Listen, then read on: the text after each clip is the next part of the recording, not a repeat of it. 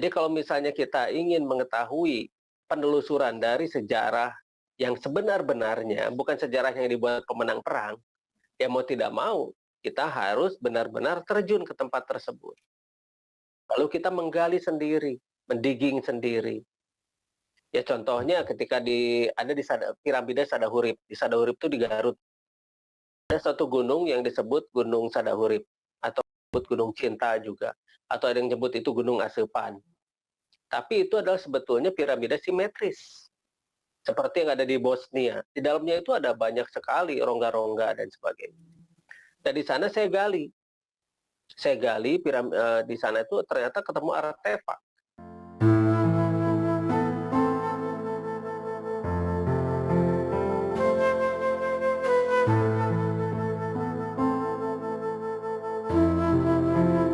Ketika saya meneliti Gunung Padang yang di Cianjur, batuan yang ada di Gunung Padang itu kan mengandung listrik. Ya, ada juga yang di Gunung Sadu sama juga mengandung listrik. Ketika ditempelkan yang satu emas, yang satu logam cerdas, nah, ketika ditempelkan saja, kasih air aja itu batu. Nah, itu ketika diukur, itu kita dapat listrik 1,5 volt. Tapi ampernya juga besar, jadi makanya LED bisa nyala. Nah, bayangkan kalau misalnya listrik tersebut kita pergunakan pada masa kini gitu. Okay. Itu satu Gunung Padang saja itu bisa menghidupkan ya minimal satu kelurahan begitu. Itu satu gunung. Nah, relevansinya pada masa kini ketika kita mempelajari hal-hal yang berasal dari masa lalu, kita akan tahu bahwa di Gunung Padang sendiri masih suka muncul yang namanya holograf. Holograf itu jadi ada semacam gambaran bukan gambaran ya. Jadi seolah-olah ada suatu entitas muncul, tapi dia itu muncul tidak bisa dipegang. Muncul secara 3 dimensi. Nah, itu holograf. Holograf itu mesinnya, hologram itu gambarnya. Nah, itu waktu itu pernah ketangkep kamera. Dia seperti raksasa besar. Itulah yang namanya Kulnaka. Kulnaka itu adalah mereka yang menjaga gunung tersebut. Tahu tidak bahwa ternyata Gunung Padang itu ada yang namanya parabola di dalamnya. Kayak ada parabola, ada batuan yang bulat-bulat, itu yang namanya dorfal itu. Dan ternyata di Gunung Padang sendiri itu adalah untuk perhitungan kalender origom. Kalender origom itu adalah kalender galaksi, bukan kalender kita. Jadi satu origom itu 5.125 tahun 236 hari. Dan itu sangat akurat. Karena kalender origom itu menyangkut tentang pertanian, menyangkut tentang yang namanya bencana dan sebagainya. Jadi semua sudah bisa terlihat dari kalender tersebut. Jadi orang-orang zaman dulu itu sudah bisa membaca semesta, membaca gejala-gejala alam, membaca segala macam yang memang diperlukan untuk kesuburan dan kemakmuran kehidupannya. Hanya kenapa ilmu tersebut hilang pada zaman sekarang? Ya kalau misalnya mau menelusuri sama saya juga hayu gitu. Nanti kita adakan sesi-sesi tertentu agar kita bisa exploring. Ini loh tempatnya, ini tempat ini mengandung ini. Dan di sini itu bisa seperti ini. Makanya kenapa orang-orang zaman dulu sering memanfaatkan dari tempatnya untuk apa. Itu jelas. Dan terus kita ukur. Energinya itu bisa diukur.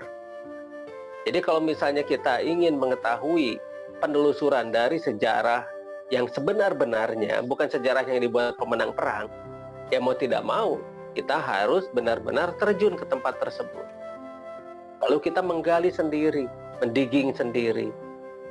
Ya contohnya ketika ada di piramida Sadahurip. Di Sadahurip itu di Garut. Ada satu gunung yang disebut Gunung Sadahurip atau disebut Gunung Cinta juga, atau ada yang nyebut itu Gunung Asepan. Tapi itu adalah sebetulnya piramida simetris, seperti yang ada di Bosnia. Di dalamnya itu ada banyak sekali rongga-rongga dan sebagainya. Dan di sana saya gali di sana itu ternyata ketemu artefak. Ada artefak, coba di Google deh, di YouTube itu ada Anjana Gavida Hyangga. Anjana Gavida Hyangga. Itu adalah ketika saya menggali artefak itu. Jadi artefak itu ada huruf Lemuriannya di sana. Ada huruf Lemuriannya di sana. Yang namanya yang prasasti Lemuria itu sebetulnya sangat banyak. Hanya tempatnya juga itu harus dicari. Dan itu mengeluarkan frekuensi.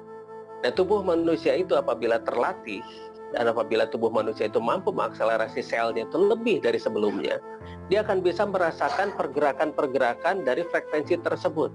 Jadi kita bisa melacak dan mencarinya. Karena di situ ada frekuensi lagunya juga. Itu akhirnya saya nyanyikan sendiri lagunya. Jadi sebetulnya manusia itu adalah gerbang Sang Pencipta.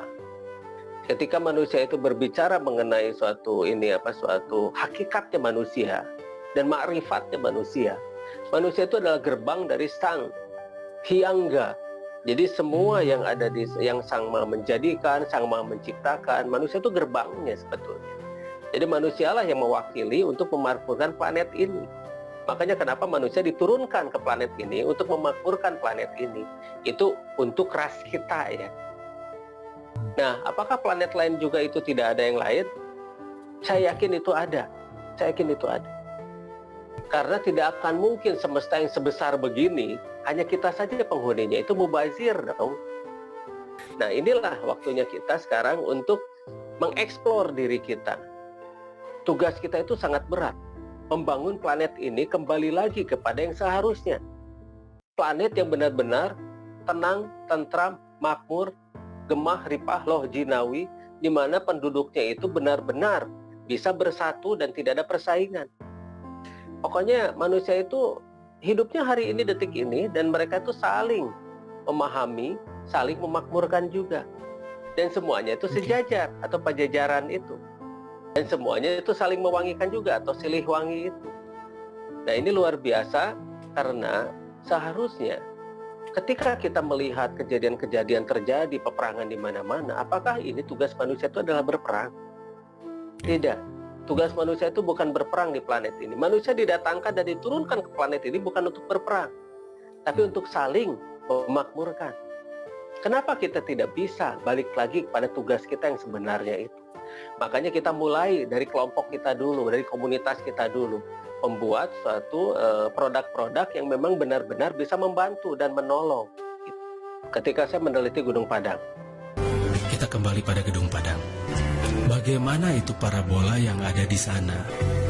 Parabola di sana itu adalah untuk perhitungan kalender galaksi atau untuk perhitungan origom. Orang yakin bahwa suku Mayan menghitungnya 5.000 tahun sekali. Tetapi sebetulnya tepatnya untuk perhitungan kalender origom itu adalah 5.125 tahun 236 hari.